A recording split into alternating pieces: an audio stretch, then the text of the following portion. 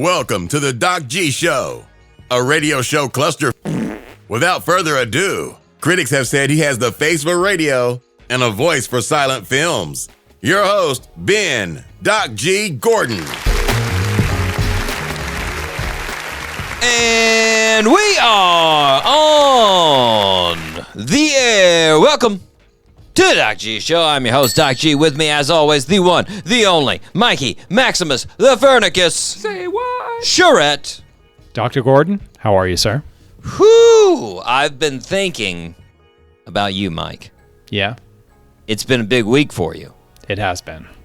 You got to try Yes, I did. the Kelsey mix. Yes. Tell me about the experience, Mike. Well, Doc G, I'm glad you asked.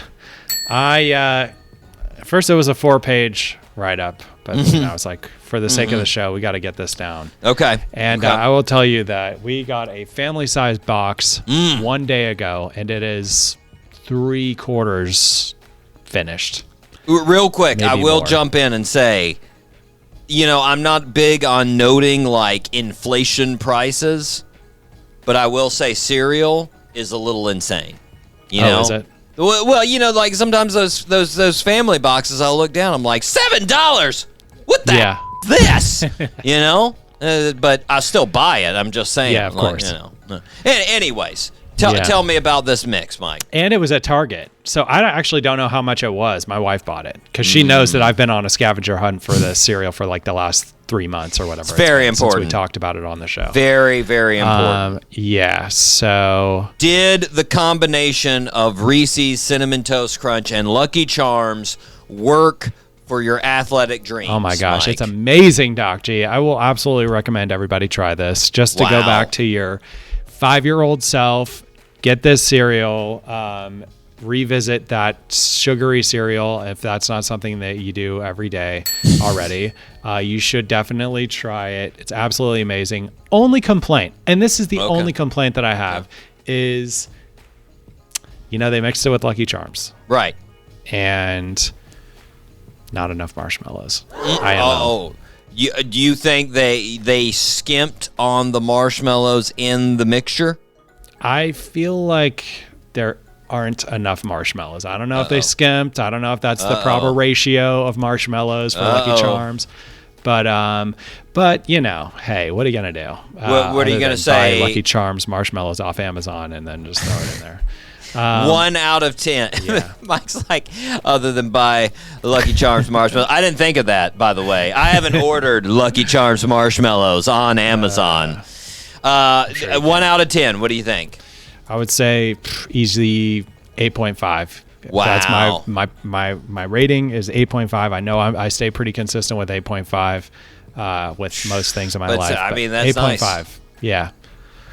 Is there a it's a higher good cereal. percentage chance that you will become a professional football player because of eating this? Absolutely not. Not even close. Man. Okay.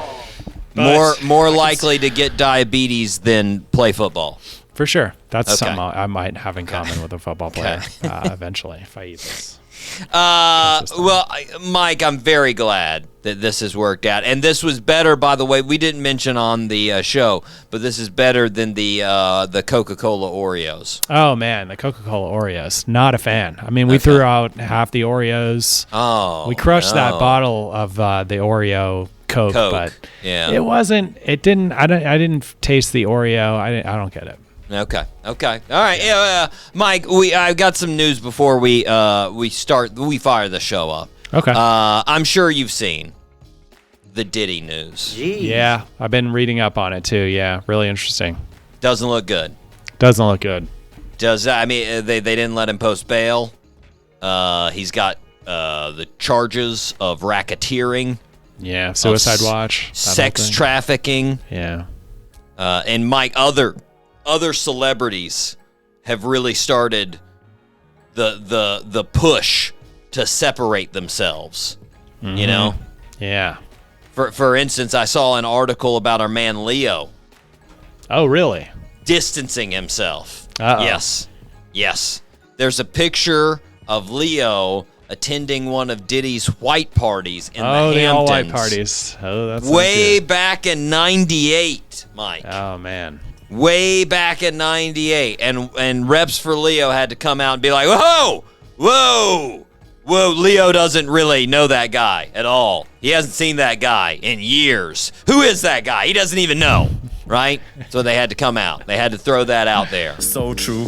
And I started thinking about this, Mike, and first of all, me and you never really hung out with Diddy.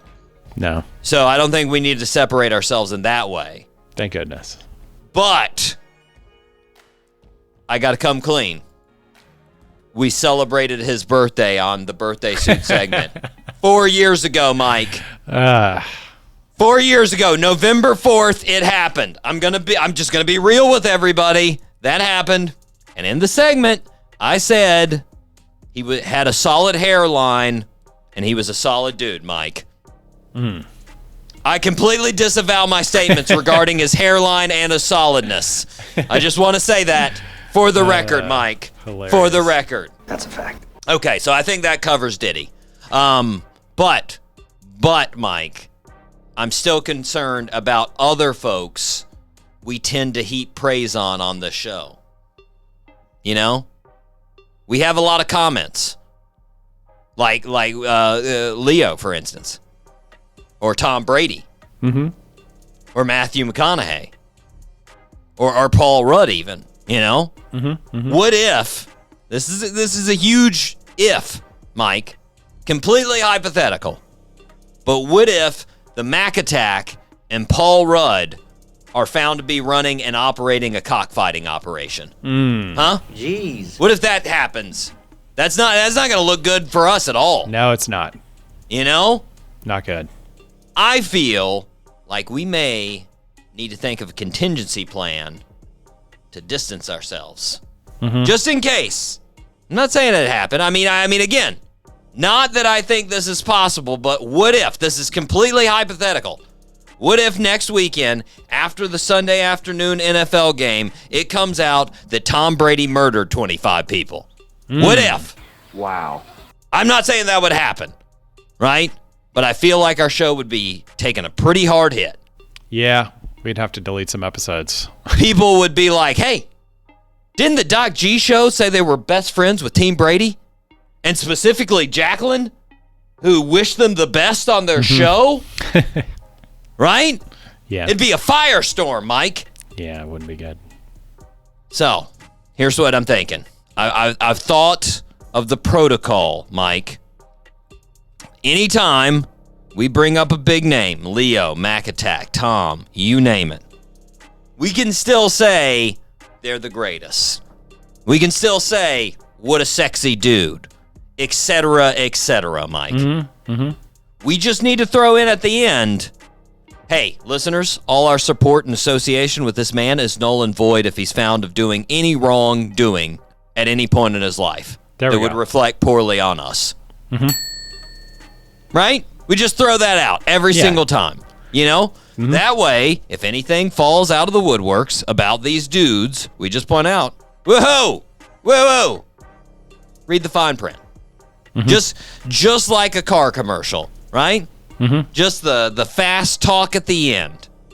You know what, Mike? I think we should just make a contingency statement now for everyone on the show.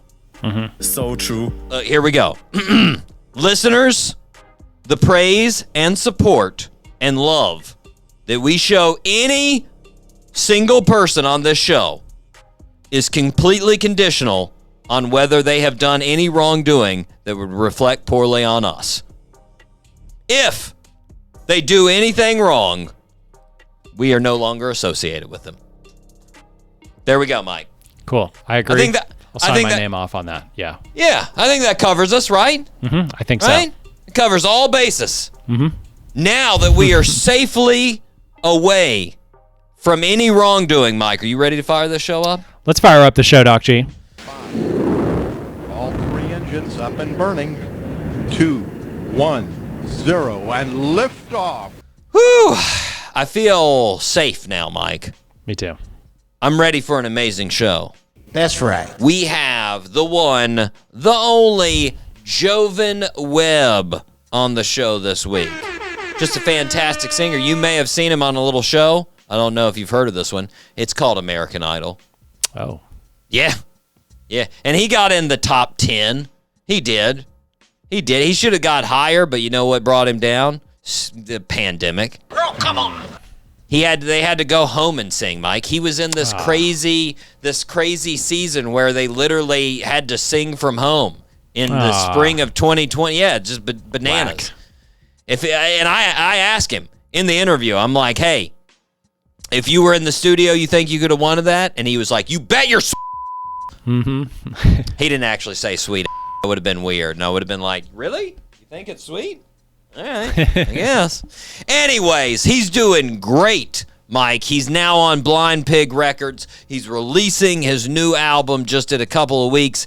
Can't wait to talk to him. But first, we need to start where we start. The birthday suit. Happy birthday, Mr. President. Got a little fruit punch today, Mike. Looks good. It's tasty. It's tasty. It's red. Anyways, listeners, that's what I'm drinking for the folks. Red liquid. Yeah, always red. tasty. Oh yeah. You can taste the real red in it. So true. Okay, I'm pretty positive you got this one. Pretty positive. Born on September 25th. By the way, real quick, September 25th. Pretty good day for famous birthdays. Pretty strong on the birthdays. Born on September 25th, 1980. His legal name, Clifford Joseph Harris. He has gone by his stage name for most of his life. He grew up in Atlanta, Georgia, in Bankhead. He started rapping at the age of 8. He started selling mixtapes with Big Country King in 1996. His first album came out in 2001 titled I'm Serious. Then in 2003, he released his second album on his own record label he created called Trap Music. The album had huge songs like 24s, Rubber Band Man. Yes! His fourth album, King, came out in 2006, sold over 500,000 copies in its first week, with the major singles being Front Back, Top Back, and What You Know. That same year, he won 2 Grammys. His 2008 album had singles like Swagga Like Us, Live Your Life, and Dead and Gone.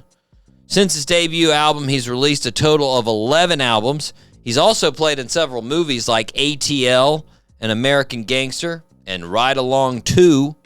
He also started doing stand-up about 3 years ago. Name that birthday suit wearer. Is it T.I.? T.I. is correct. Yes. Mr. Tip. Yes. He used to go by Tip, Mike. Cool. And then people said he couldn't go by Tip because of Q-Tip. So that's why I started going by T.I. instead. I think it was either his uncle or his granddad that gave him the name Tip. And I forget why it was Tip, but regardless. Mike, I did go back. There were some questionable things that T.I. has done in the past. But apparently people have not given up on him. So we don't have to disavow ourselves from him yet. So, Cool. Nope. yeah. And, I did see about 10 months he got booed off of stage in Brooklyn doing comedy. Not easy in Brooklyn, man. Not easy, no. I need to watch some of his stand-up. Haven't watched any of it. I do too. Yeah, I haven't seen it. Yeah, I know. I have some guys that knew that have done shows with. By the way, I only knew that it was T.I. It was a guess, but the fact that you said he did stand-up comedy, he started stand-up 3 years ago. I would have known it from Trap Music, from 24s, from King. Those were some killer albums right there. Rubber Band. Yeah. I know that song, but I don't know who's singing it. Well, no, it's There you T.I. go. It's T.I. It's T.I. Yeah, man. Anyways, happy birthday to T.I. Let's see, turning, what is he turning? 44. 44. Mike, you ready to rip some headlines? Yes, sir. Okay. It's now time for Rip from the Headlines. Okay, here's a headline from Daily Mail. Before I give you that headline, actually, do you know Cheryl Hines, Mike? Sounds familiar. She's the she's an actress, comedian. She played Larry David's wife in Curb Your Enthusiasm. Okay. And in real life, she's married to RFK Jr. So here's the headline. Quote, last straw for Cheryl. Actress's marriage to RFK Jr. is under strain after his affair with a reporter was exposed. Word. Gotta say, Mike, that was the last straw? Not the brainworm, the eating barbecue dogs, the fact that he couldn't take sides on 9/11, the fact that he was a cocaine dealer in college. Stop me when something grabs you. The dead bear thing, the dead well thing, being an anti-vaxxer, saying the CIA controls the media. Have we hit a threshold? But no, it was the other lady. Okay. All right. Whatever tickles your fancy. All right. Crazy, Mike. Crazy. Just, I'll be honest. Last year hasn't looked good for him. No. Not a solid look. Yeah, not especially the whale thing. What? He decapitated a whale? And then had it on top of his car. You know? I didn't know that part. And blood was just going all over the place. It was weird. Oh, it's very weird. Very, very weird. I mean, the brainworm is weird enough. That is a really weird one. And it just sort of in passing was like, yeah, it died. It's in there, whatever. And you're like, it's just clanking around up in there? That doesn't sound good. Anyways, Mike, you know AJ McLean? You remember that guy? AJ McLean. Backstreet Boy. Backstreet Boy, I was going to say Backstreet. Yeah. Yep. I think he was the bad boy. That was his... Was he the tall one? He is the bearded one. Oh, yeah, yep, AJ. Yeah. He was the one that had the scream in that one song. Louder than life, like whatever. Anyways. Girl, come on. Anyways, he's doing good. He went to the 2024 iHeartRadio Music Festival, which, by the way, if you get a chance, he had quite an interesting look at this festival. Came in looking like Jamiroquai. You remember that video where the floor's moving and he has that big old goofy hat? He looked like that in purple. Anyways, AJ was on the red carpet and he was talking about how the lineup of the festival was so diverse with new and older artists. And he said, you know what? Quote, we've got to keep that Riz up. End quote. Riz, good word. He then paused and said, quote, what is this? What is wrong with people today? Both of my daughters are in that Gen Alpha, and I'm like, just don't call me bro and talk to me in English, end quote. Huh?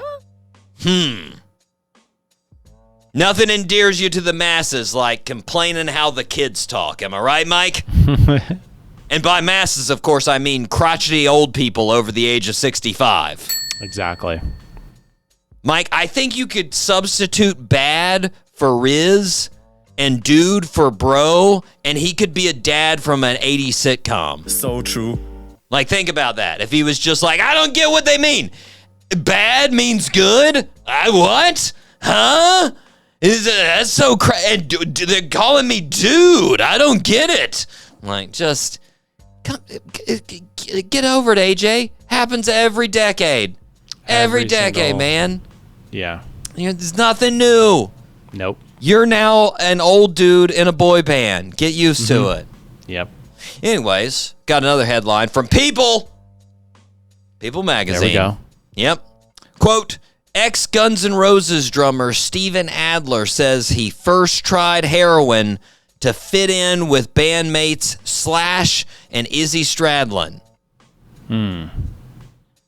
Mike, for any kids listening to the show out there that are trying to fit in, I want to let you know this is never a good option for trying to fit in. No. Trying out for the middle school basketball team, heroin is not the answer, guys. No, it's not. No. Also, I'm not putting the blame on Steven, but man, talk about the classic model of peer pressure. Like, come on. Did Slash and Izzy tell him everybody was doing it and he'd be the coolest if he did it? Like, come on, dude, find your own lane, Steven. You don't need to do heroin. Come on. No. So true. Mike, this story goes back to what we talked about at the opening. It's a little worrisome. I've got a headline from TMZ here. Quote, Diddy gives Conan O'Brien party advice. Lock up beautiful women! Exclamation point. Oh, God. Mike, This guy's so weird. how psyched do you think Conan was to see that headline? Jesus! He was on my show back in 2002. We didn't book him as a racketeering sex trafficker. He was a musician back then. Come on! Like, next TMZ is going to have they're going to make a montage of Conan talking to R. Kelly, Cosby, and Kevin Spacey. And it's going to be titled, Conan Talks to All of His Best Friends. What? No, not it. Think we need to go back, Mike. We need to do background checks on every single person that comes onto our show. You know, just go back. Yeah. I'll probably take it too far, though. You know, I'll go back and be like, hey, we got to get rid of the show with Cowboy Kent Rollins. What? Yeah. He got a speeding ticket back in 2020. Can't take it. Can't take any chances. Can't condone that behavior. I don't know. Don't like it. Yeah, we have mostly musicians and comedians on the show. It's like we'll have no guests. Yeah, it's going to be rough. It's going to be rough. I got to be honest. If we look back into some folks, I feel like Joe List, I feel like he has some unsavory. Oh, yeah. It's probably some sure. indecent exposure, some intoxicated, what's the drunk in public? Is that actually, what is it? Yep. Yeah. Public intoxication. That's what I was looking for. Anyways, Joe's got his act together now. He's all good. Mike, do you know Melanie Hamrick? I don't think so. She's Mick Jagger's girlfriend. Okay. Mick Jagger's girlfriend and mother to one of his children, youngest child. Okay. And I've got a headline from Us Weekly. Quote, Melanie Hamrick doesn't think about 44-year age gap with Mick Jagger. Really? Not even a smidge? Like, you don't ever say to yourself, I could double my age and still be 6 years younger than him. Like, I feel like it's got to come up sometime, you know? For sure. On the plus side, Mike, they asked Mick if he thought about their age gap, and he said he didn't think about it either. But that was mainly because he couldn't remember who Melanie Hamrick was. Are you? Who? Oh, she's my... Okay, I got it. Oh, yeah, that's got right. it. Check. There you go. I will say, don't know, you probably, haven't seen this, but if you've seen their kid, Mike, totally like Mick Jagger in the face. Oh, yeah? Like, got the big old mouth like Mick, just like, yeah, total mini Mick right there. Pretty cool. Yeah, that's a cool look. Mike, you remember the disaster of the Titan submersible? Of course, yeah. Yeah. Did Really you see? sad. Did you see where they're doing that whole reviewing the disaster thing? Why? Yeah, I don't know. Like they're doing like court proceedings. Is that what you're talking about? Yeah, I saw the footage of the submersible underwater. The U.S. Coast Guard. They've been having their panel review. You know. Yeah. I've been seeing like bits and pieces of the of the whole thing. Yeah, pretty. Reminds you how horrible it was. Well, The only thing is I thought was interesting was all the simulations that I saw of the submersible underwater, like under the pressure, like what it possibly look like, are terrible, by the way. But they all show the submersible like exploding into like a million pieces. But they're finding the videos they're like huge pieces of the Yeah. No. So Yeah, I don't know. I would think it would be like a soda can, anyways. Yeah, You know, to crushing. be- But anywho, Anyways. Mike, I've got a People magazine article about that. Of course. Yeah. The best people to cover it. Right. I mean, that's who we need to hear from when discussing this disaster. Am I right? Well, here's the headline. Quote, Titan mission specialist refutes account of CEO panicking, but says crew considered using Control-Alt-Delete during a dive. What? So, if you didn't know, Mike, mission specialist is just one of the folks that pays to go on one of these trips. So it's not like somebody that actually knew what they were doing down there. And this was a lady that went down on a similar dive like the one that was a disaster.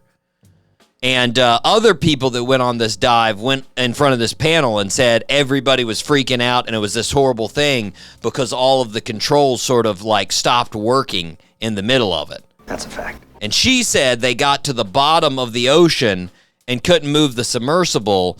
And she was like, but nobody was freaking out.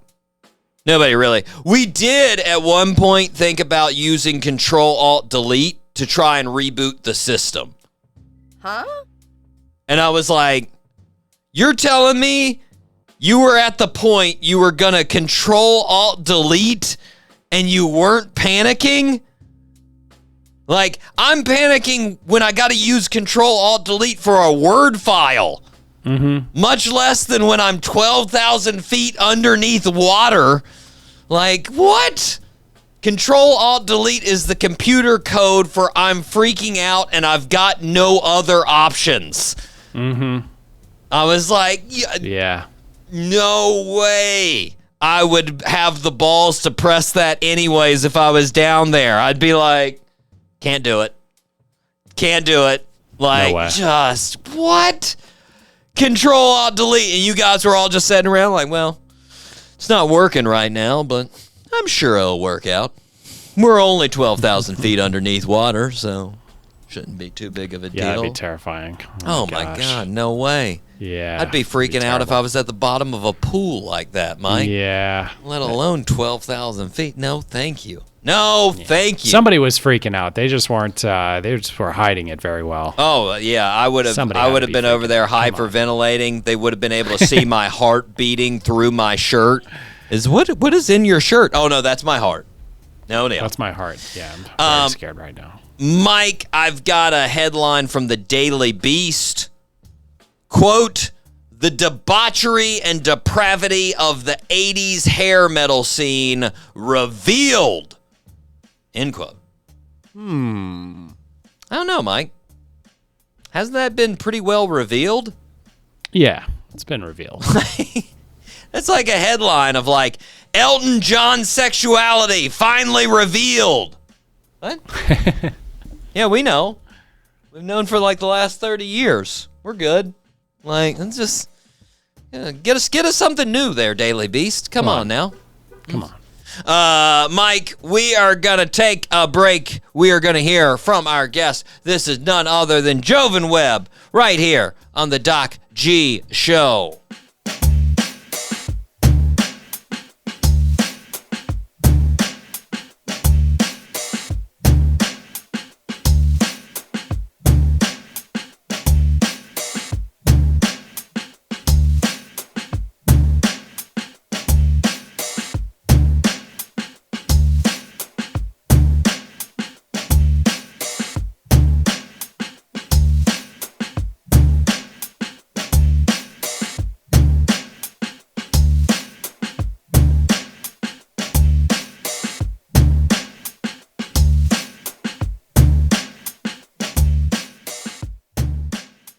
And we are back here on the Doc G Show, Spinnaker Radio, WSKRLP 95.5 FM in Jacksonville, Florida.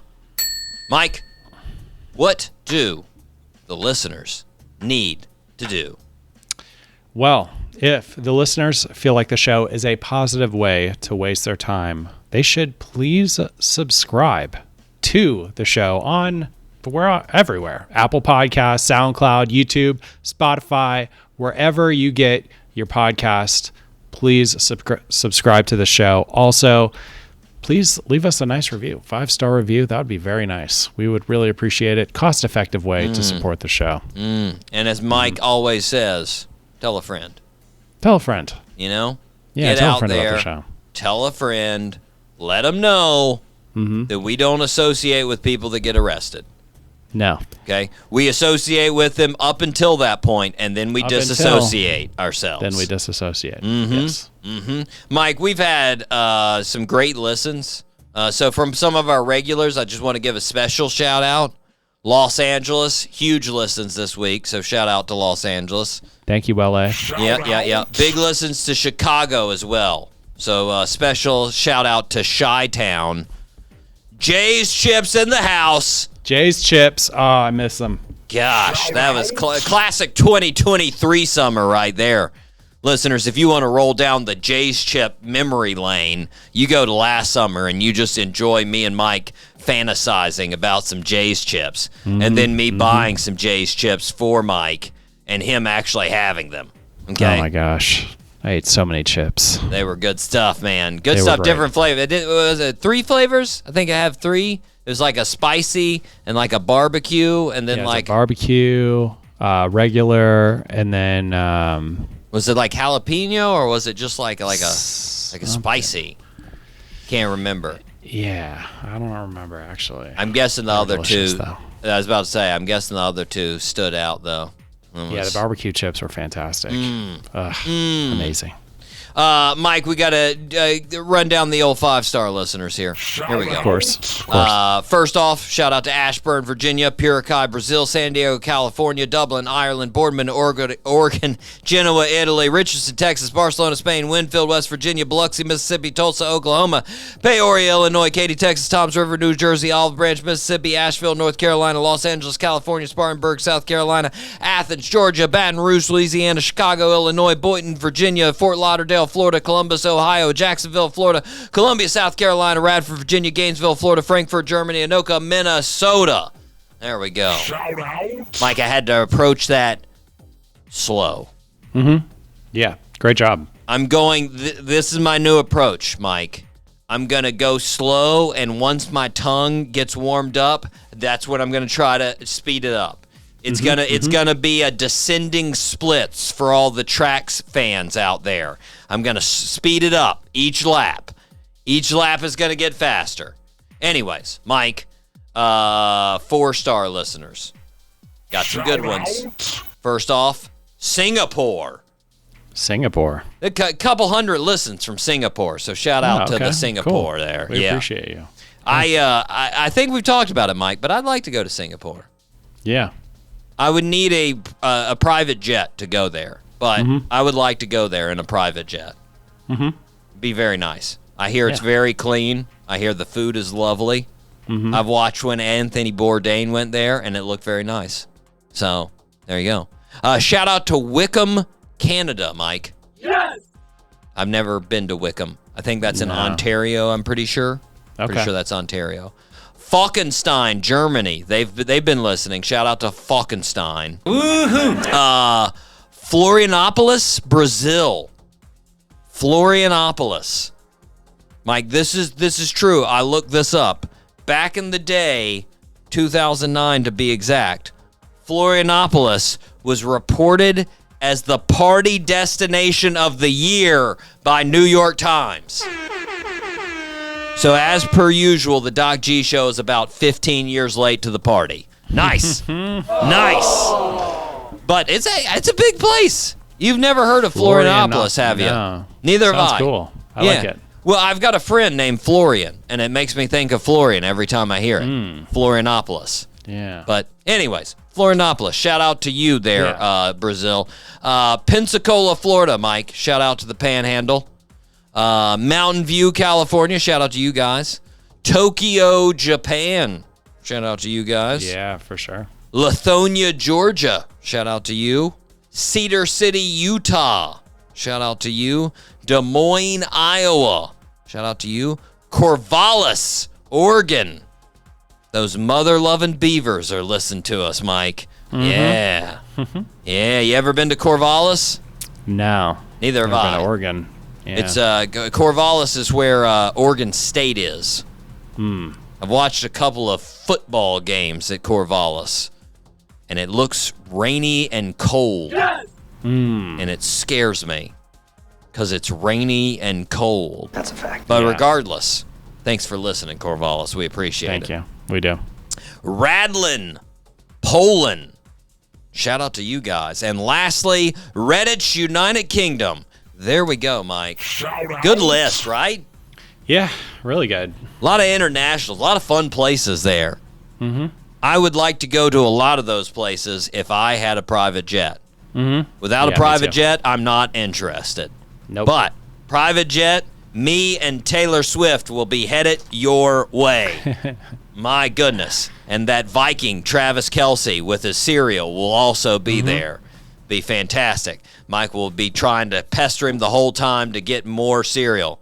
Is there like a frequent flyers thing with the cereal? Is there any way you can get them to add more marshmallows? The mix. I mean, don't get it's 8.5, but you want to take that thing up to a 9.5? Yeah, Talking yeah, marshmallows, more marshmallows. For sure. Mike, we got to take a break, but we are going to be back with the one and only Jovin Webb, just a fantastic man from Louisiana, coming out with his new album here in a couple of weeks. We'll be right back here on the Doc G Show.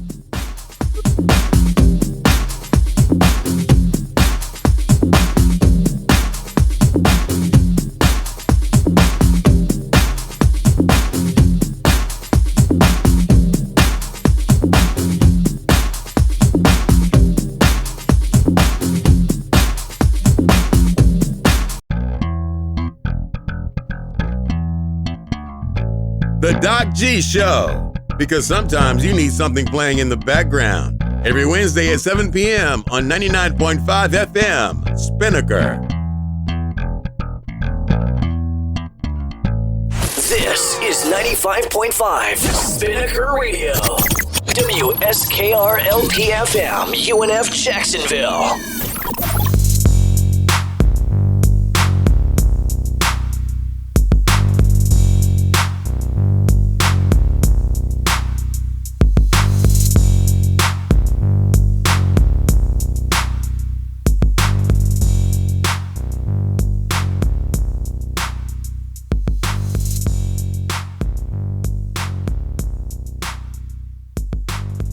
Welcome back to the show, everybody. Today we are very happy to be welcoming an extremely talented singer and songwriter who's getting ready to release his debut album, Drifter, on October 18th. Mr. Jovin Webb. Jovin, what's happening? Nothing much, man. Thank you guys for having us. Of course. So it's been a long time coming for this album, man. Oh yeah, man. Karaoke's and bars and American Idols and all kinds of things. How excited are you for the new music to come out? Man, I'm super excited. It's been a lifelong journey, even before the idea of having an album. So just finally getting to do this is extreme blessing. For sure. Well, now, for the folks that don't know, for the listeners that are unaware, you are from Gonzales, Louisiana. Yes. Which is in between Baton Rouge and and New Orleans, Yes. and it's closer to Baton Rouge. Yeah. And I understand it's the jambalaya capital of the world. So the best you're gonna ever have. Well, now you know what's coming next. If I ask you, if I'm coming to Gonzales and I say, Jovin, I need a place to get some. Where should I go? What would be the spot? Go straight to the jambalaya shop. There's a jambalaya shop. Of course. Jambalaya shop. Of course. Do they serve jambalaya needs? Do they serve anything else? I think they have like other sides and stuff, but that's the main thing. We do jambalaya on jambalaya. You're like, I think there might be something. You can get some crackers or something. I don't know. Some bread or something. I don't People come in and they ask for something and everybody looks at them and goes, what? Why would you come here if you wanted to get something else? That doesn't make any sense at all. What's wrong with you? The jambalaya. One thing only. I love it. I mean, that's as easy as it gets. The jambalaya shop. Boom. There it is. Fantastic. Well, let's take the listeners back to you growing up there. I've heard you say a couple times, like the first thing that sort of got you into music was gospel. That was the first thing that you heard a lot of. That's sort of the sort of, start. Do you remember any like particular song that drew you in? Any people singing? Was there anything like a particular memory that you were just like, that is it? Well, that's so many I could think of, but I know one in particular, and this is, I guess, a little bit when I got a little bit older. Mm-hmm. But it's a song called "All Night" by I forgot who's the artist, but one of my cousins sang it, and it is so bluesy, it's ridiculous. It is so bluesy, man. And that's one of the songs that definitely stuck out, and I could remember like specific moment when I heard it, how I felt when I actually was somewhat mature enough to really understand what I was feeling. Mm-hmm. So that's a memory that's gonna go down with me forever. That was one of those. Was that where you sort of said to yourself, I want to do that? Oh yes, definitely. But even before that, I guess just being really young, I would sit by the drums, and there was this guy named Duck that he was just amazing drummer. I mean, just showmanship up there as well as just doing his thing. Yeah. And I would sit by him and just be in awe. So as in like first experiences, that was probably it. Just watching him play on Sundays. Nice. Well, I mean speaking of that, that was sort of the instrument you started with was drums. Yeah. First love. And that was you start in middle school of actually like playing? Well, I started playing like way earlier. Yeah.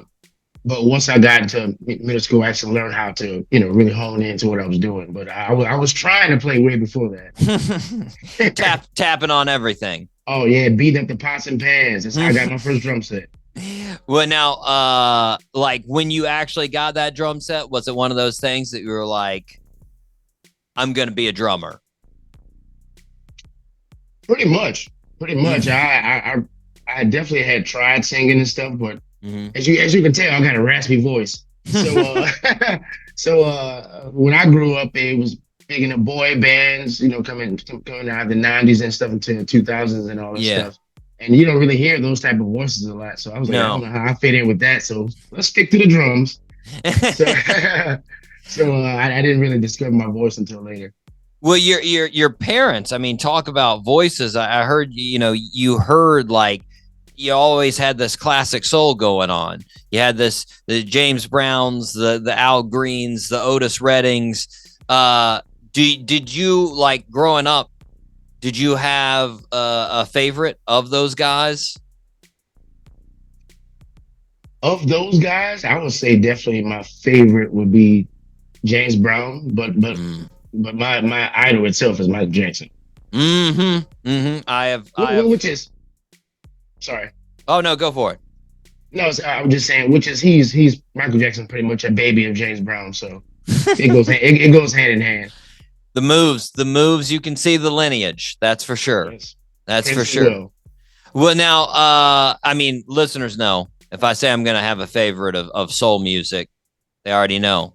Longtime listeners, you go ahead and chime in on your own.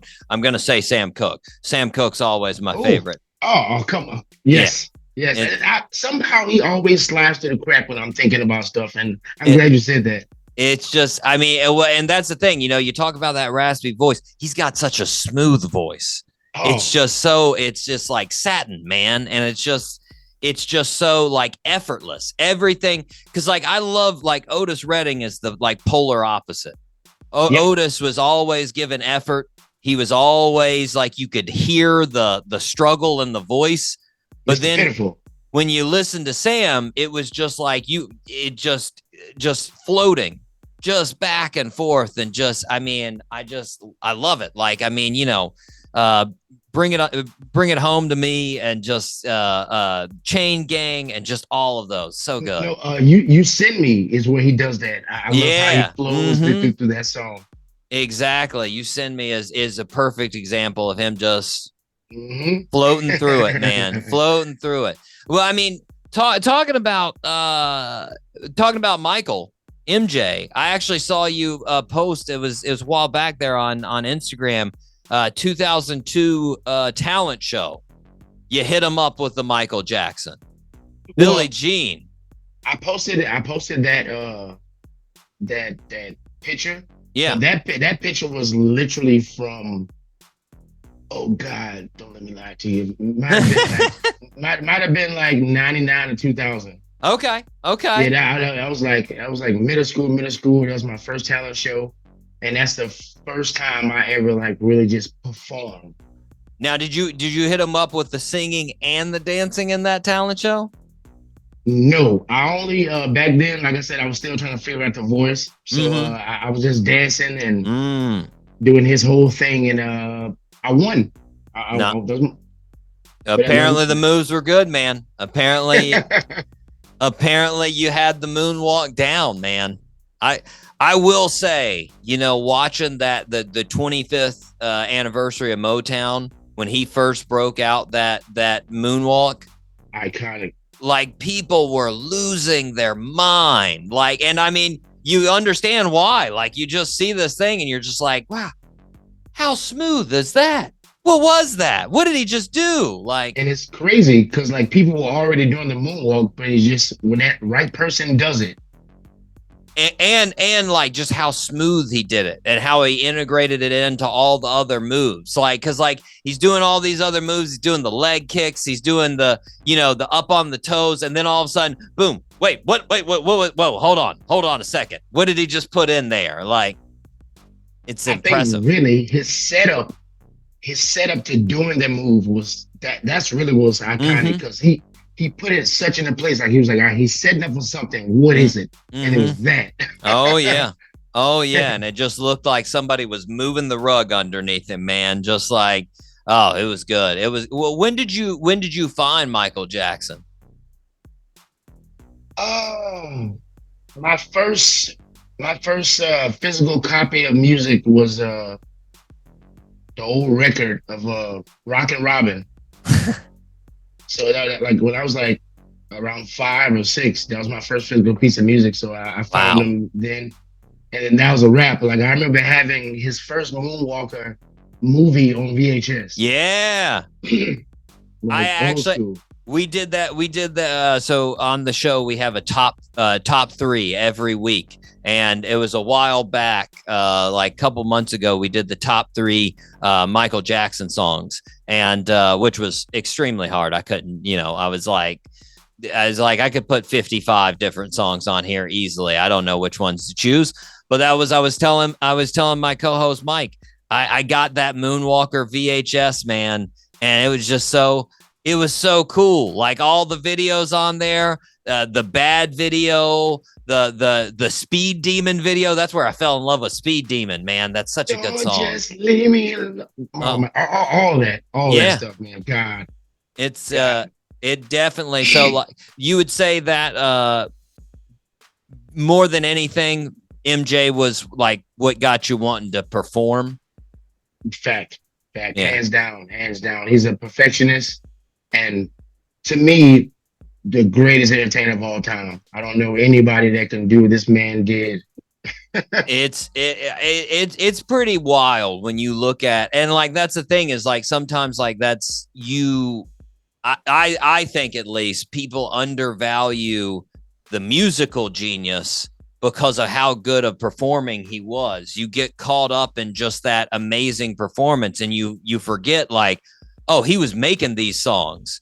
He was working with Quincy Jones, just making this insane stuff that's just like musically so good. Like you can't poke holes in it. And so good that you get people like Slash and Eddie Van Halen wanting to do solos on top of it. Like it's crazy. But especially with him and Paul McCartney, that stuff was great. Oh yeah. Oh yeah, like I mean, and then you got these two just ridiculous, musical legends going together. It's crazy. Was so like once you got to the end of high school, was there a like projected plan that you had as far as music? Was it like, okay, I'm gonna hit, or was it just like sort of one of those things like, I don't have an idea how I could get there, but I'd really like to get there? So right out of high school, I got into junior college, and I just trying to figure out what I wanted to do. Mm-hmm. And during that time, I was in like this little small cover band, but I don't know what that was, but I was doing that and just trying to figure it out and just trying to branch out and do different things. So I was really, at any point in my life, that was like really the beginning, really, really searching to try to find where I fit in. And, do you think it was a little bit, when you were doing that, do you think it was a little bit like you were hesitant to fully commit to music? Like you knew you loved to do music, but you weren't ready to yet say, okay, that's it. I got to go to this. I had no direction at that time because truth be told, I didn't care really much. I had just had the biggest heartbreak of my life. I wasn't even caring about that. I was firstly getting into school right after high school, and all that happened. I wasn't really caring. Heartbreak ruining things, just throwing you off the path, man. Man, the good old blues, right? Well, now, from what I understand, several years sort of go by in that, that period after high school. You're doing sort of this, you're in a couple bands, you're doing some singing, and where did you find that voice? Where did you find like you actually wanting to sing and saying, hey, you know what? My voice sounds really good. It's unique. It's my voice. Like I said, I've always wanted to sing, and I think I really found it when I was putting out a lot of Facebook videos of me doing covers. Because I was slowly choosing songs that would cater to me and not songs that people thought sounded good. Yeah. So during that time, I was really just honing into who I was, and I feel like that was like the biggest awakening to be like, hey, now you gotta stick to whatever this is because this way it works. So social media actually gave you sort of that sort of like outlet to just put those songs out there and go, yeah, this sounds good. This is me. Yes, that as well as karaoke. Nice. Well, now from what I understand, you were doing that, but like it wasn't really getting anywhere. So the idea of like you doing music full time had basically gone by the wayside. Yeah. But then Duran Jones reaches out to you about a gig. That's what sort of revived the dream, the passion. Yep. It was the rebirth. Nice. Now, how Duran is? He's a Louisiana native. How long have you known him? I've actually known him since like middle school, primary school. Wow. We was in band together as well. He played saxophone. I was in percussion. Was everybody in your band as good as singers as both of you are? Quite. I don't know. So this is funny. I played at a church back in the day at St. Paul, and we went to his church, and that's kind of when I first heard him starting to sing. And I was like, all right, he got some great potential. And then I whatever he was doing, most of the time I seen him after that, I was like, oh my God.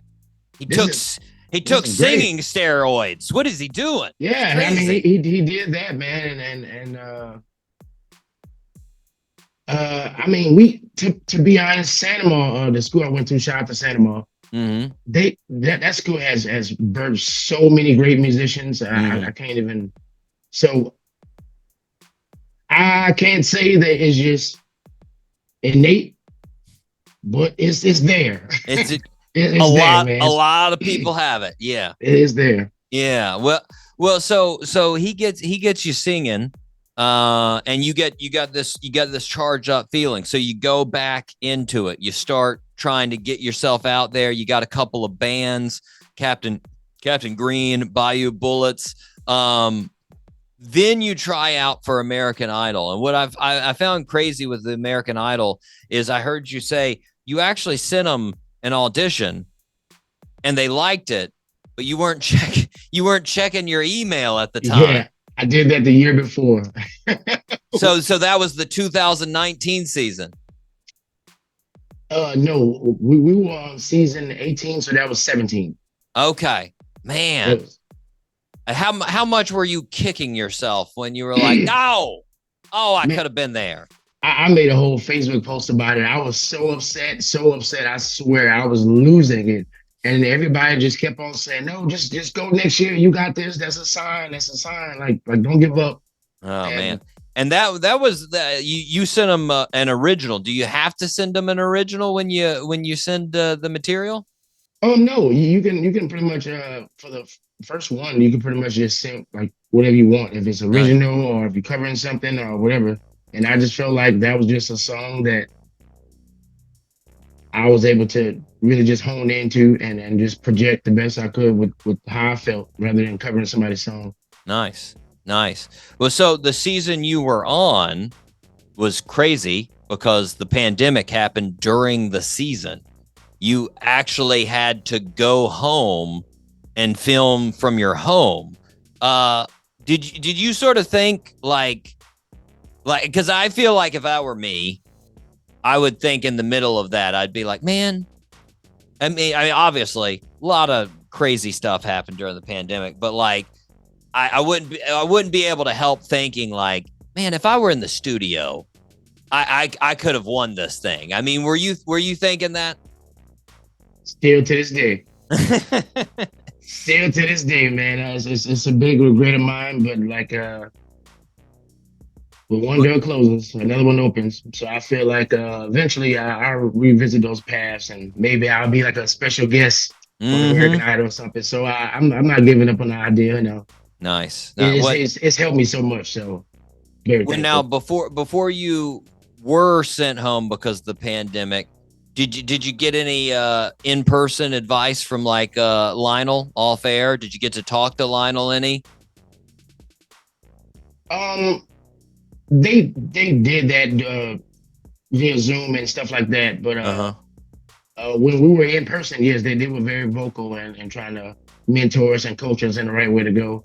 Nice. And their words about my last audition was probably one of the best outside the first audition. So I really appreciate what they gave me and saw the growth during that time, and they definitely gave me my flowers, and I appreciate it. Did you get anything that stuck with you that like any of them gave you as far as like advice, things you should do as far as the career, anything like that? Two things. Now I don't think I can ever live down the phrase the barbecue sauce. I can never live that down now, which is really cool. It was really cool. Lionel did bust that out. I was like, huh. All right. Barbecue sauce. All right. Brought it. I take it. I take it. But that, and also as Luke Bryan said, just you got it, but you're gonna have to build on it every day of your life. And I feel like that is where it's at. It's like no matter where I want to be, no matter where I think I'm going, I gotta build every day just to do it. For sure. Well, I mean, so it's got to be. I was thinking about you on American Idol, and it's got to be sort of the worst way, as far as like obviously all the seasons of American Idol. It's got to be the worst for you as far as finishing, and then we're still in the middle of that pandemic, and it's like, so you know, people know who you are, they've heard you sing, but then you can't do anything like promote it or perform because you're stuck in the house. So like, what was your idea after the show's over? Like, what was the game plan there? It was really crazy. I didn't know what to expect. I just thought, like, I didn't know if the world was about to be over or what. But being off the show, I felt like it was. I felt like it was just like, what do I do now? Yeah. What do I do with this? And it's all this immediate attention out of nowhere. And here I am stuck at home. So it was like, I was like, I hit a brick wall. But Yeah. So perseverance. where does the album come into play? Like, so it sort of take me through that sequence of going from finishing American Idol to eventually coming. I mean, because you're talking a good like 3 years. I mean, Blind Pig came out, signed you in 2023. So like, sort of give me the sequence. Where did it go from there? So basically, everybody was shut down, and apparently, musicians aren't essential. Mhm. So we were kind of out of luck, and we were just trying to figure things out. So I had to suck it up and started selling cars. Mm. And I was getting these emails from the guy Jeff from Blind Pig, Mm-hmm. and out of all the people that were trying to contact me about different little deals and all this management and all this stuff, Yeah.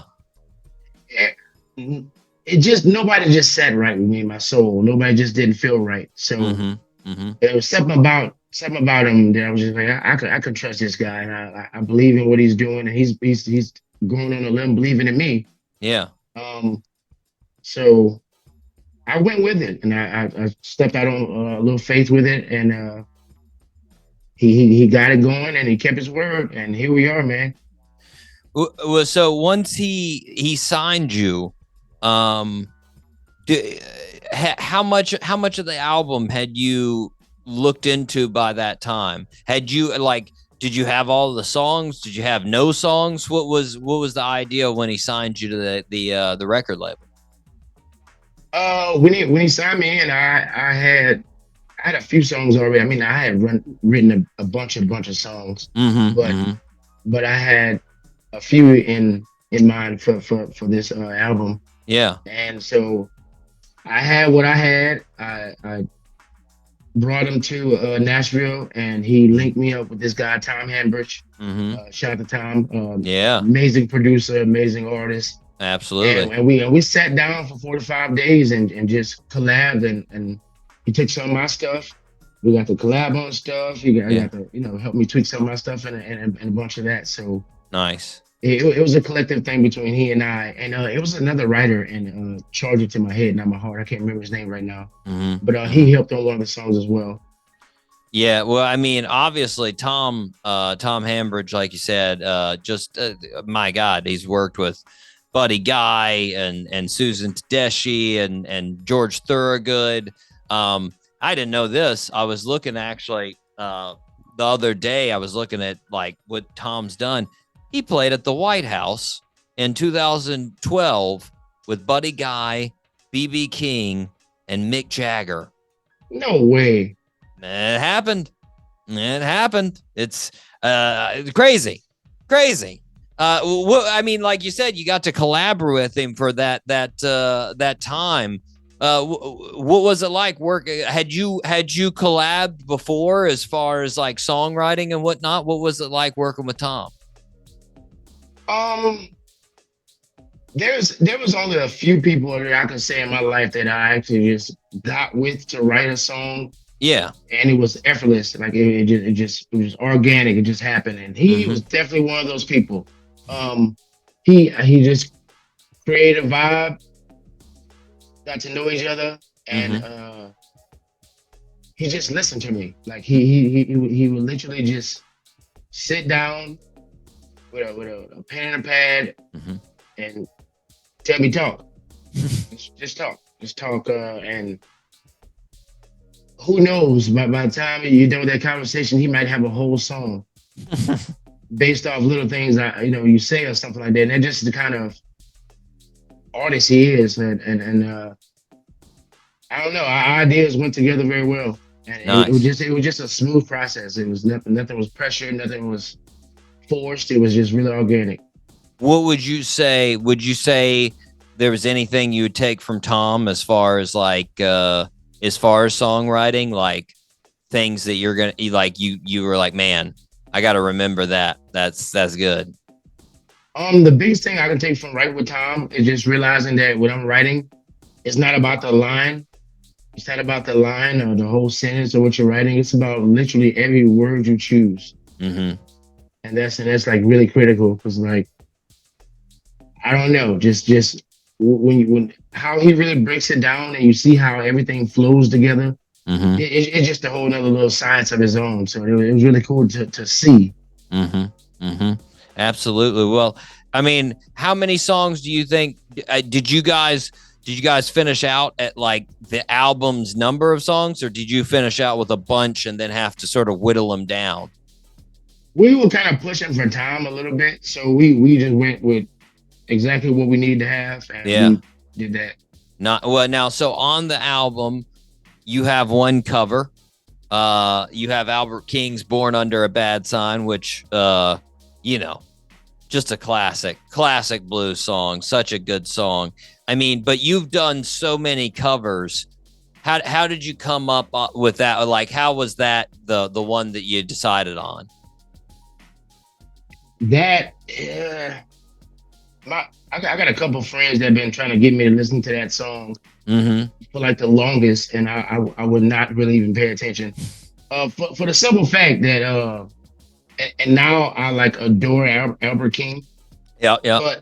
But I didn't want to listen to his music because at a particular point in his life, he had a weird mustache, and I couldn't get past it.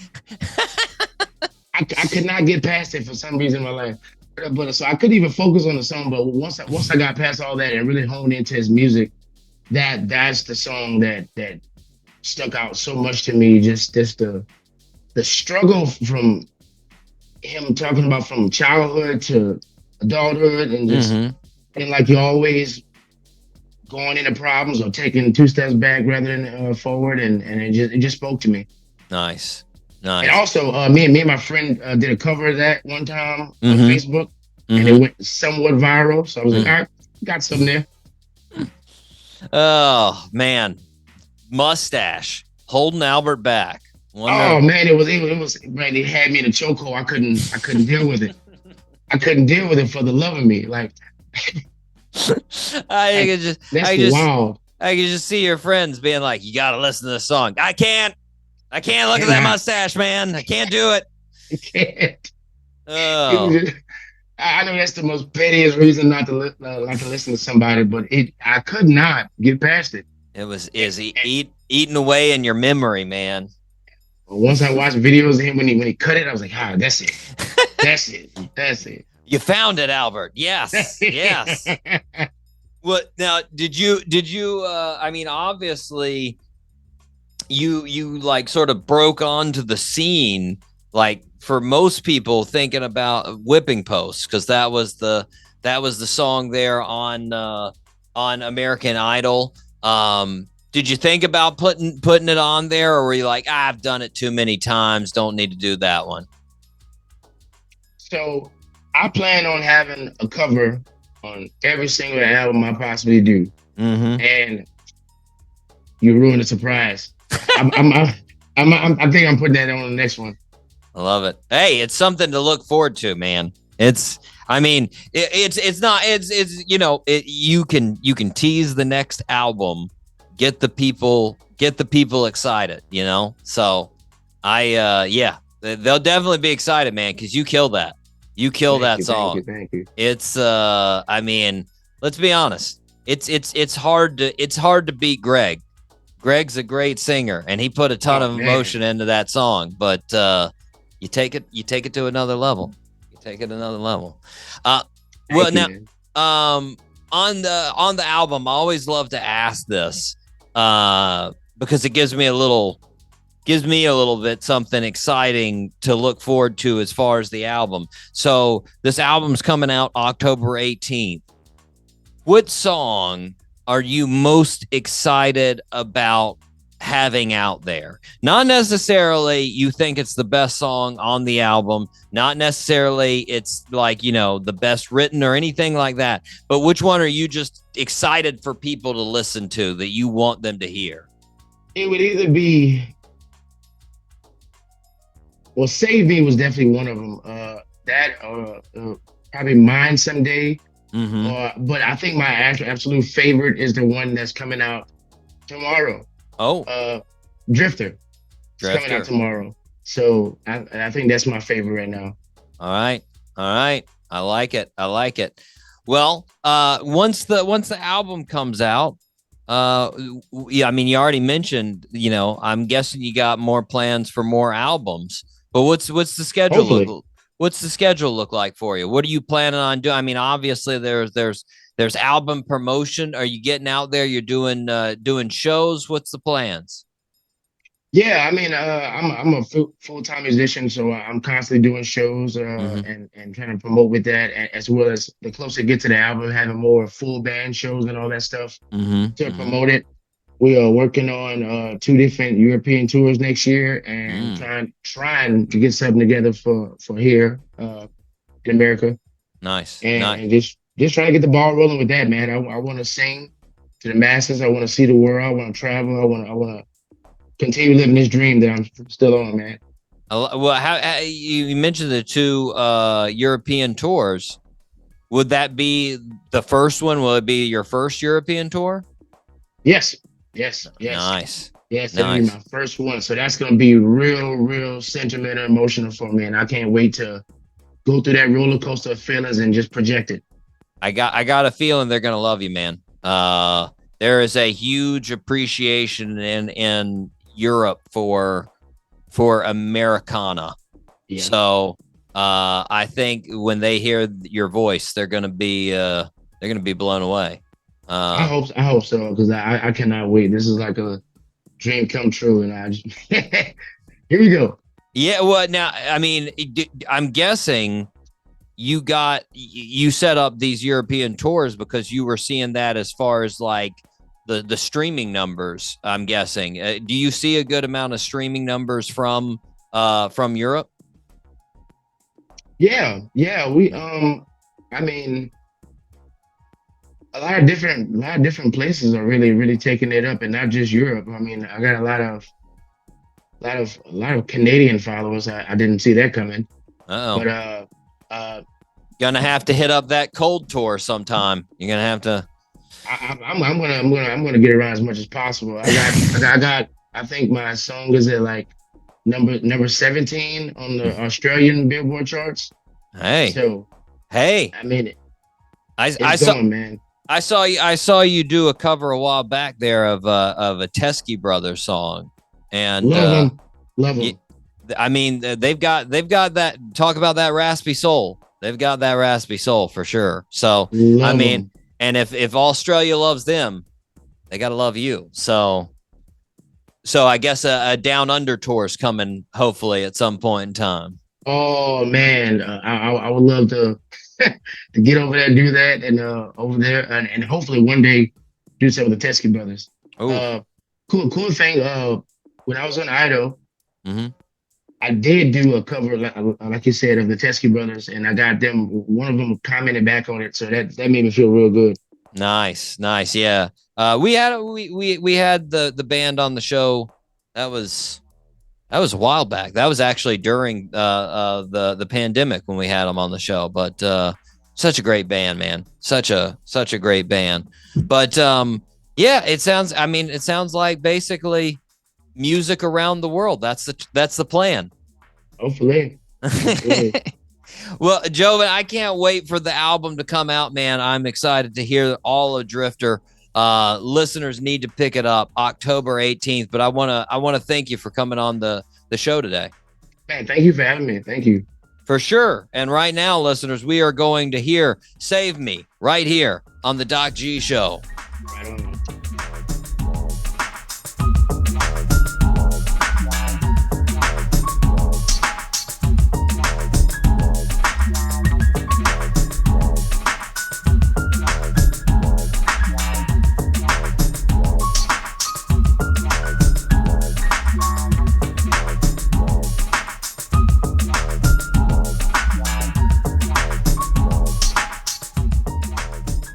And we are are back here on the Doc G Show. Spinnaker Radio, WSKRLP 95.5 FM in Jacksonville, Florida. You just heard Jovin Webb. Mike, as we have a tendency to do, since our guest brought up food, we had to look into that food. Yes, we did. We had to look into the jambalaya shop. Sweet. Yes. And Mike, I think I'd eat most things there.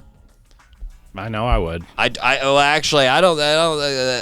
don't think there's a question I would eat them. I think I would love eating all of them, actually. Yeah.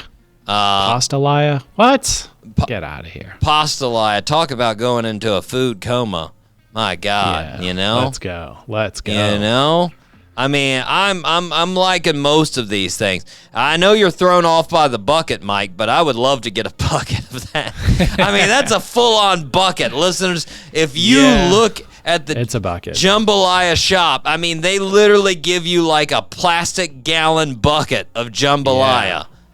Yeah. Talk about heading out to your next football game and just showing up at the tailgate and being like, hey, I got this food trough. Who wants to get in here? You would get lifted up onto the shoulders. Everybody. They would be on the shoulders of everybody. They won the game. We did it. They brought jambalaya. Yeah. Yeah, it looks great. It does look solid. And you know what? Mm-hmm. You know what makes a lot of Cajun food, Mike? Sausage. Yeah, it's the sausage, man. It's you get some sausage in there. Ooh. Mike, listeners, Mike literally said before we got on, he's like, I'm going to have to find some of that tonight.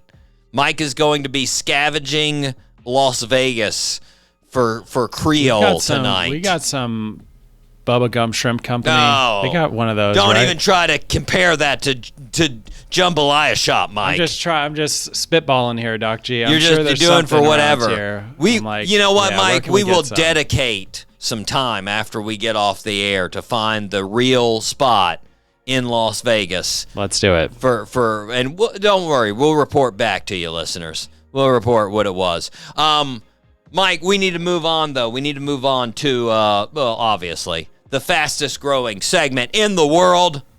Mike C, top 3. Woo. I like, by the way, that the new way you've been introducing it, the smooth DJ introduction, Mike. Yeah, I was listening back to some ways that I had said it in the past on the show, and I said it that way one time, and I was like, oh, I like that. Yeah, I'm a fan. I like it. Mike, you suggested we were talking about this. How did this come up, by the way? Well, we were talking about Jane's the band Addiction. Reunion. That's how. Mm-hmm. Yeah. So Jane's Addiction, they exploded on stage, mm-hmm. and that led us down the road of reunions, and how sometimes reunions work, sometimes they don't.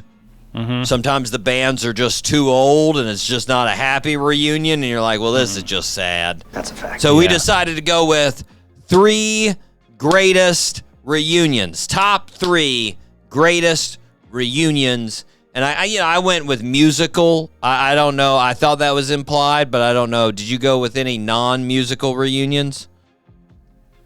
What would be the other option? I don't know. Like you could have like sketch comedy, like somebody coming back to like Saturday Night Live or something like that. I was thinking just pure music. Okay, good. Bands. Yeah. Now, any band. It could be rock band, rap band, some rap. Okay, cool. Do you have any honorable mentions? Yeah, I do. I have a couple. Cool. I went with this one, like I thought about it, and then I was like, you know what? I could do like a whole bunch of them, but I'm just going to go 3 of the top. Okay, so I've just got my 3 top, but give me some of the honorable mentions, Mike.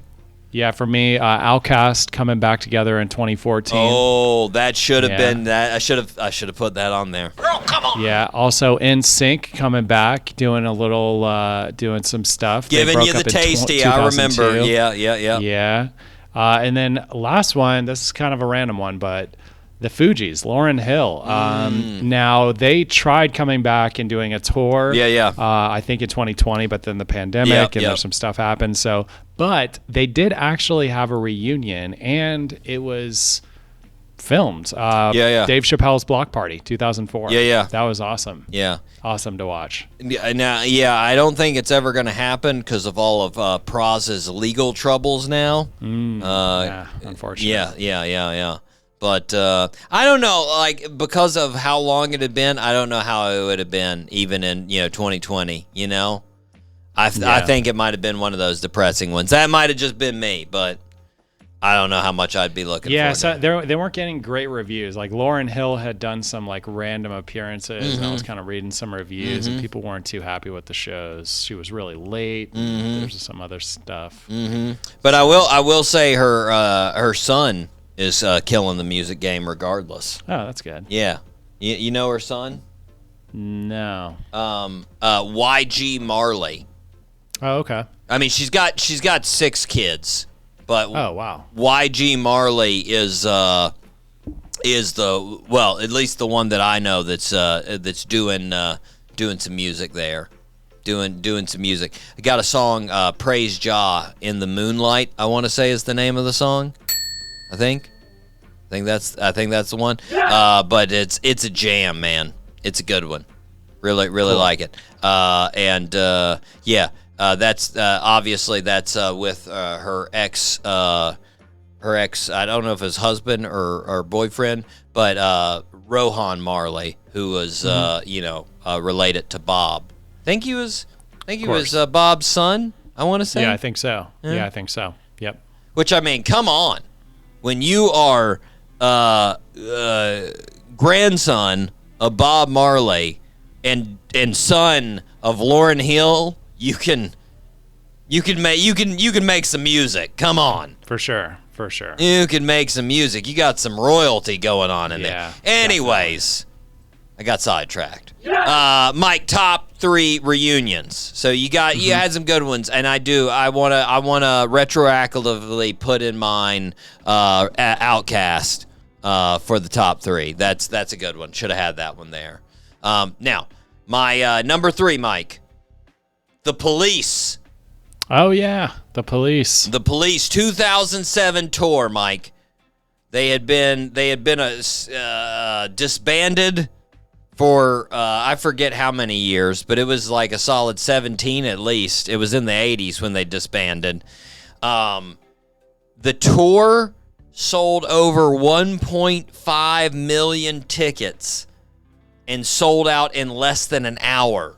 1.5 million tickets, man. Jeez. That is insane. I wish I could have seen that one. And I like that because those guys were like, hey, we don't really like each other still. But you know what? Everybody wants to see us get back together. So we're going to be professionals. We're going to get this done.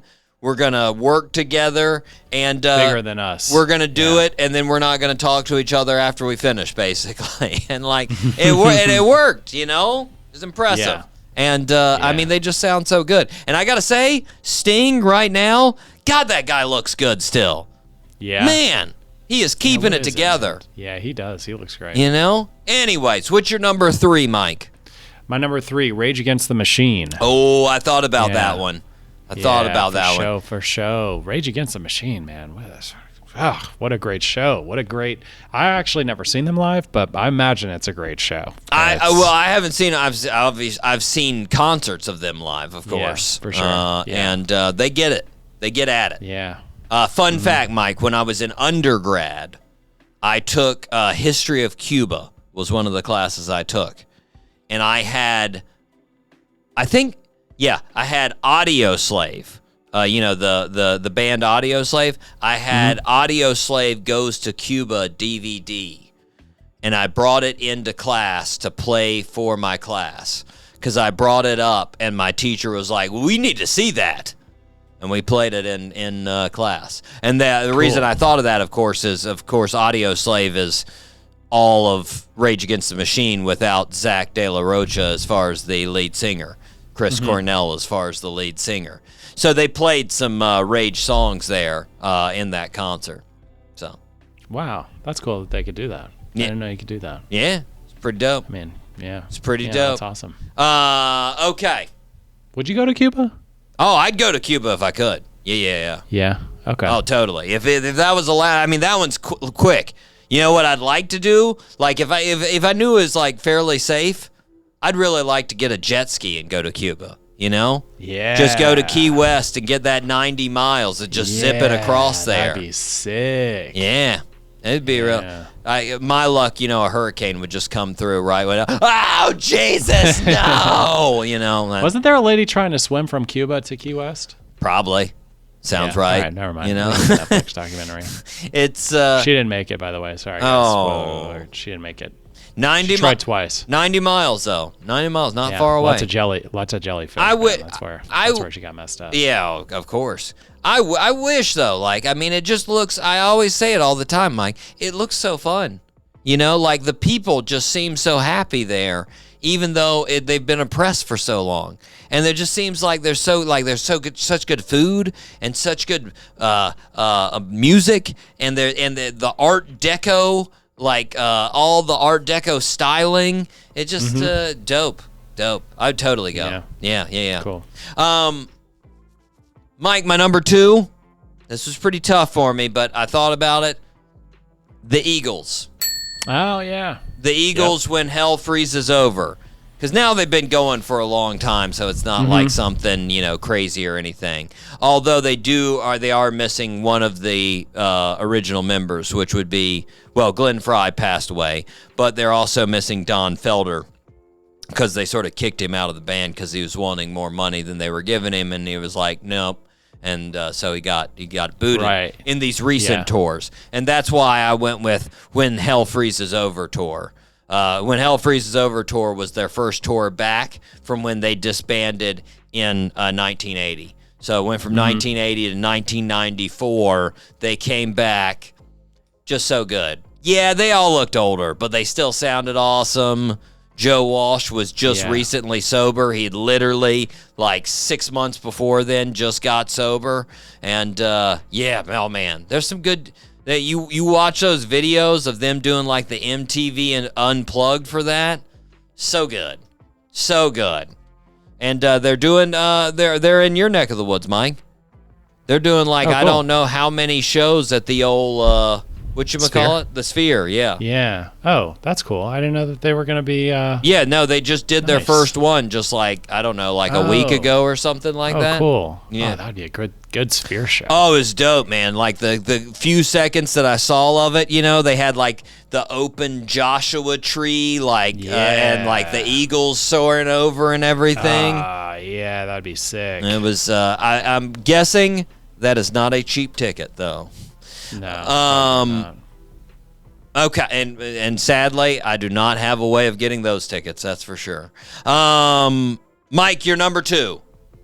Blink 182 is my number 2. Great band reunion. I mean, it just seemed unlikely that would happen for those guys. That's true. They had gone their separate ways to a degree. A lot of separate ways. It went a lot of separate ways. And I feel like Travis had the least to gain from it because he had the most money out of all of them, just in all other ventures and other things going. Yeah. But he came back. He said, "You know what? We're going to do this thing." And I can respect that. For sure. Me too. Yeah. And they had some jams, man. They did. What's My Age again? What's My Age? That's a jam. That is a straight up jam. Song. Yeah, it is. Okay, Mike. My number 1. Led Zeppelin. Nice. Led Zeppelin. One concert, Mike. They've only came back 3 times ever. Now, technically, some of your real, diehard Zepp fans will say they never came back because John Bonham, the original drummer, died, and that's when they disbanded in the first place. But in 1988, Atlantic Records' 40th anniversary concert, they had this mega bash for the 40th anniversary of Atlantic Records, which is weird. I don't know if they had a 50th anniversary. You'd think they'd celebrate the 50th more. But anyways, they had a big bash for the 40th anniversary, and Zeppelin came back together for that concert with Jason Bonham, John Bonham's son, on the drums. So, it was essentially the original group, Yeah. And out of all of these massive artists, Phil Collins, Wilson Pickett, The Spinners, Yes, Bee Gees, Crosby, Stills, Nash, Benny King, Roberta Flack, Foreigner, just on and on. These guys were the closing act. Like, this was the big deal at the end, and people just went nuts. Like, yeah, that was a big deal, you know. I'm gonna check that out. Yeah. Sounds cool. Oh, it was very cool. There's probably some YouTube. Yeah. Definitely. 100% there is. Definitely gonna check that out. Mike, your number one. My number one, kind of random, but LCD Sound System. I'm really happy that those guys got back together because I think their music is awesome, and I really want to go to an LCD Sound System concert. There it is. I like it, Mike. Letting the heart control your pick, you know? Yeah, it's kind of a random one, but I love their documentary. It was in like 2011 where they split up. It was like, the documentary was all about the band breaking up, and but then they got back together, and I'm like, that's a good band, so I'm happy that they got back together. That's there you go. There you go. They could do some big old concerts, man. Yeah, they were huge. I mean, they were doing. I mean, their farewell was at the old Madison Square Garden. Yeah. Yep. Big deal. Well, maybe you get to catch a concert, Mike. I hope so. I do have a couple more honorable mentions. Just two more, real quick. A Tribe Called Quest. Those guys got back together, made a solid album. It's solid too. Before it was too late, because Fife's not alive anymore. So you know that was a good reunion. You know, a little little thought for any of those bands out there that haven't been back together. You got to do it before it's too late. Get the band back together. True. You know, that's true. Actually, the other one, this isn't actually even a reunion because I think that they had continued playing even after it happened. But Sublime, it's not really a reunion. Never mind. But they do have with the son. Yeah. The singer's son is now the lead singer of the band. I think that's so cool. They have a free concert actually coming up here in Vegas. Yeah, I'm sort of with you. I wouldn't say that's like a reunion because Sublime has always been together. Since he died, but they just called it, Sublime with Rome instead of Sublime. So, but then with Brandon's son, they can call it Sublime. Yeah. Well, pretty cool. They can call it Sublime because Rome's not singing with them. He's Brandon's son singing with. I forget what Brandon's son's name is, or not Brandon's. What am I saying? Bradley. Sorry, Bradley Noel. Yeah. Anywho, by the way, I have a friend named Anita, and when you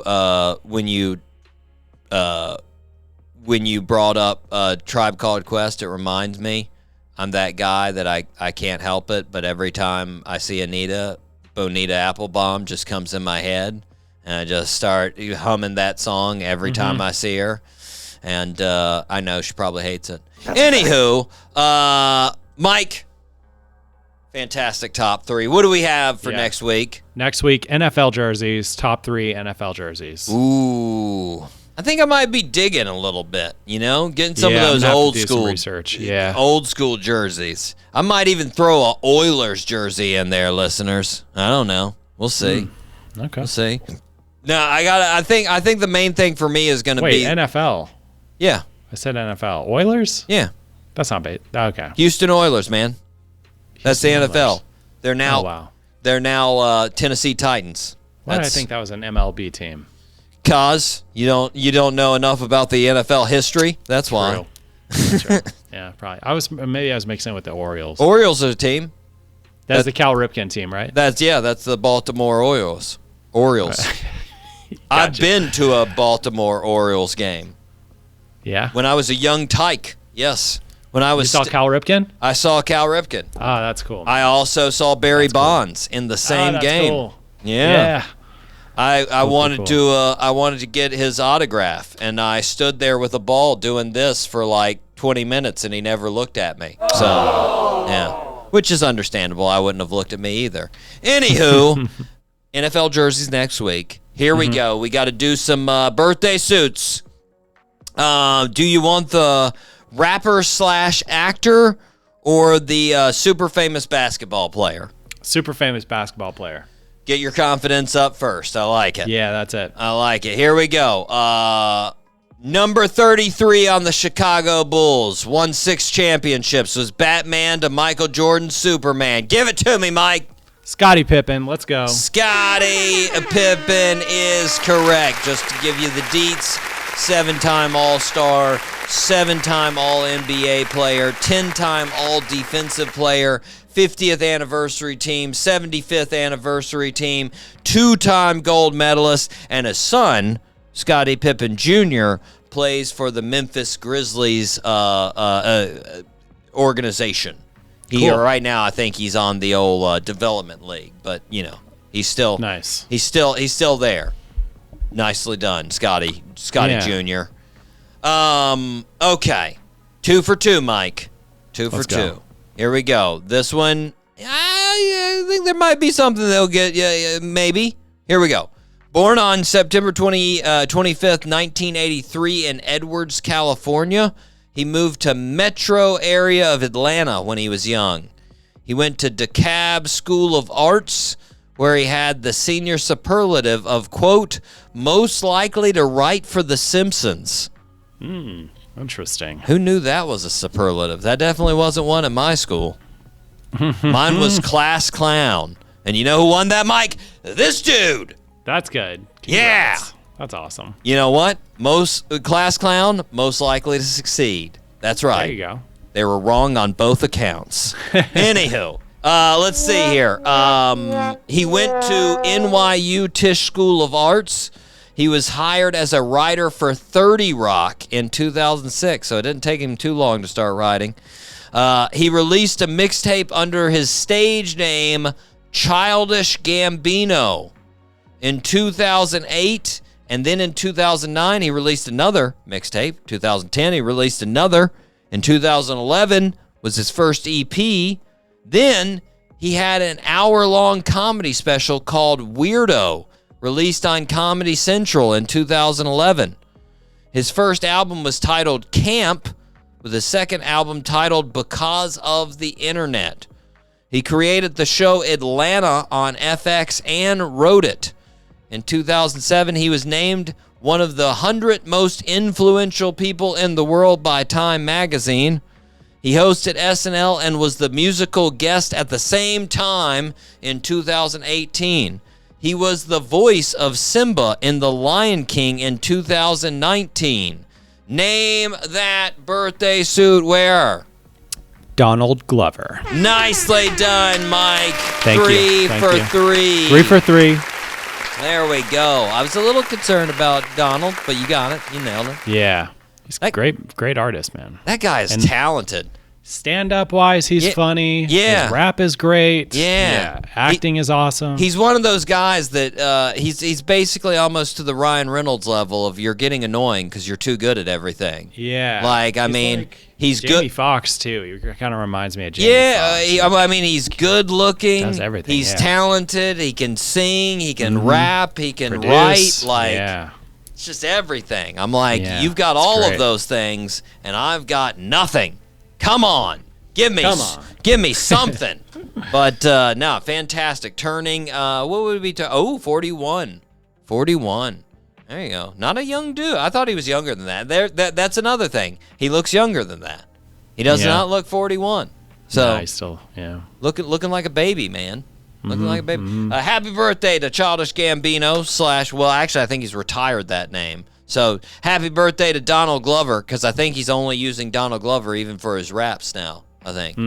I think I've heard that. I've heard him say that a couple of times. But anyways, happy birthday to Donald Glover, Scottie Pippen, and then lastly, T.I. Mike, we got to wrap it up, but we have some fantastic shows. My goodness. We got Eddie B, the comedian. Oh, my gosh. We're going to talk comedy. We're going to talk teaching. I can relate. I know a little something about that. Yeah. We're going to talk also next week, Mike. Very excited. This is I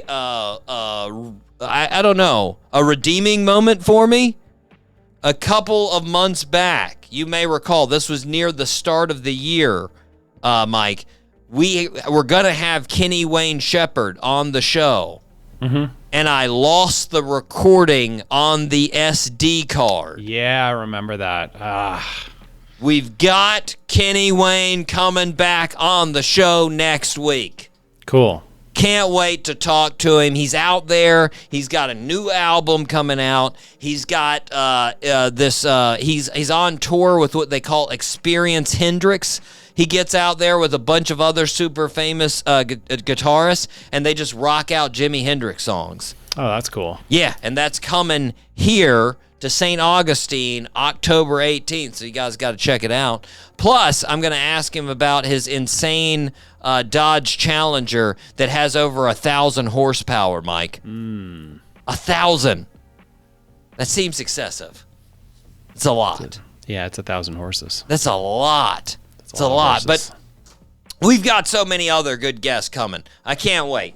There's some good ones on the docket, Mike. But until then, we need to wrap it up. I've been your host, Doc G. With me, as always, the one, the only, Mikey Maximus, the Furnicus.